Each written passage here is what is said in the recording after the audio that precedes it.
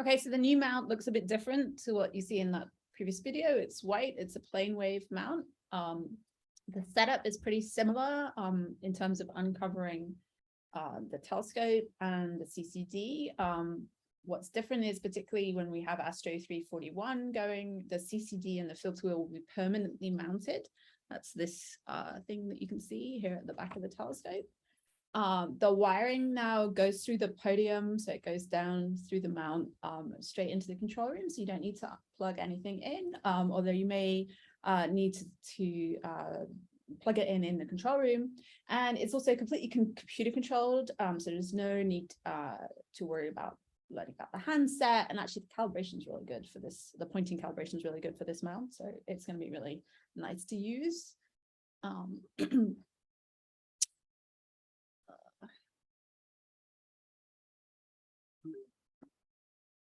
Oops.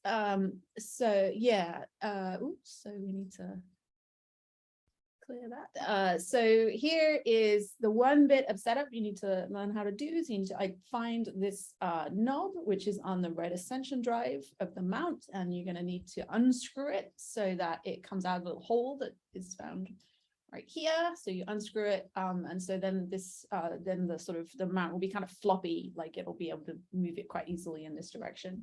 So do that before you turn it on.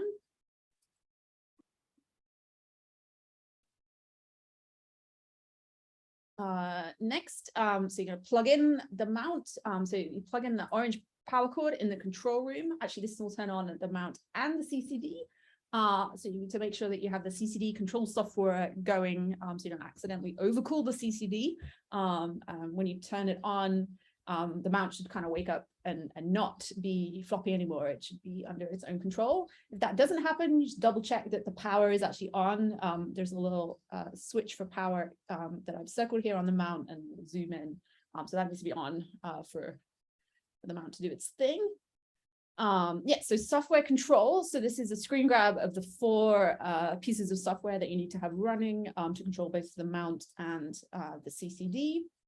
Planewave interface 4 will control the mount. There's some calibration files you're going to need the first time you use it, but once you're done with that, it should point really nicely. As well as sort of point and click control from the computer. You can control this mount with a joystick, which I'll talk about. And then the other 3, the FLI, are all to do with the CCD controls. So there's another video which kind of talks through those, but just the most important thing is once you turn everything on to have FLI grab ready to go, so you can set the CCD temperature to something appropriate. This is what Planewave interface will look like when you load it. So you get like a little sky chart, and you can click and point at things to have the telescope move. The first thing you're going to need to do is click this connect button. So click this button to connect the software to the telescope, and then you're going to enable, actually these should hopefully turn to right ascension and declination. So you're going to enable right ascension and enable declination. The other thing that you want to do just before you start doing anything else is home the mount. So here in the commands menu, you're going to go home mount, and the telescope will actually point somewhere around about here. So it points just to the north a bit upwards of Polaris. So do that to get things going and make sure the software is connected correctly. Oops, okay.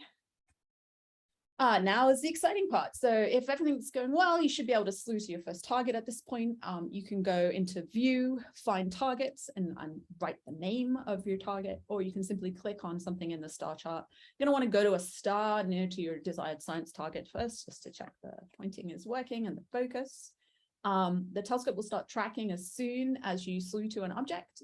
If you want to stop that for some reason, you want it to be fixed in space, you can click the track button, which is right here, right, track, and it will stop doing it. You can check how the tracking is going in this little sub menu for tracking. It shows you how well it's doing, and also numbers down here will tell you stuff about how well it's tracking and whatnot.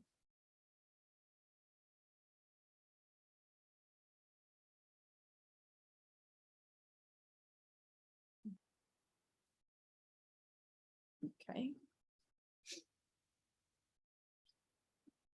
what was this one about? Oh yes, this is about taking dome flats. We looked it up in advance.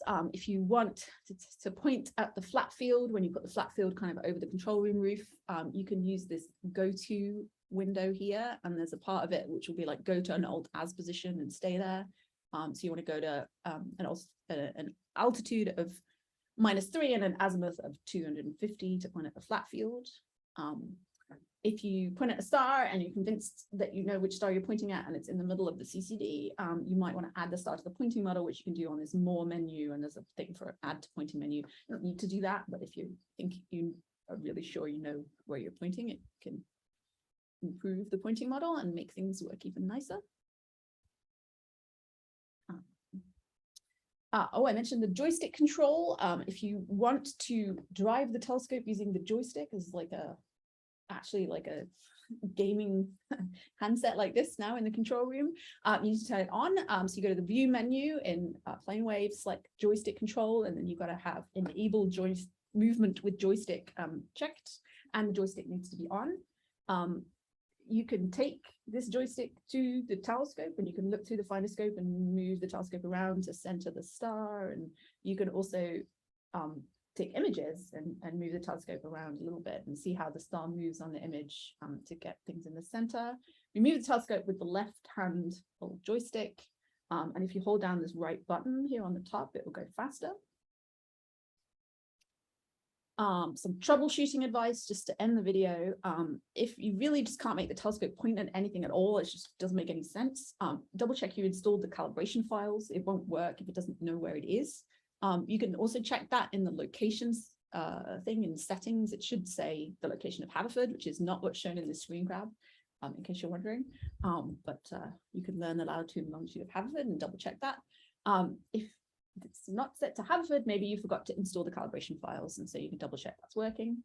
The other failure point that we've come across is that the joystick control isn't working. So you need to make sure that you've enabled joystick control. So like I showed you on the previous slide, you need to check that button, enable movement. It also should say under joystick status that it's detected. So this example is showing a case when it wouldn't be working. The joystick needs to be on and in the correct mode. There's a mode button. Oops. This is the mode button. And there's a little green light here. You can use that, the green light's on, great, the joystick is working. But if the green light's on, it actually won't work because it's in the wrong mode. So you need to hit the button again until the green light goes away, which is annoying, but that's what it is. All right, and then finally, shutdown procedure. Again, not too different from the old mount and what's in the video. We recommend setting the telescope to that home position before you disconnect the software. It just puts it in a nice position for putting the cover on. You're going to want to relock that right ascension drive, the little knob that you unscrewed, unplug everything. So you just need to unplug the orange power cord, which is in the control room, and then cover the telescope and shut down as before. I think you're going to have fun with this new mount. It really works very nicely.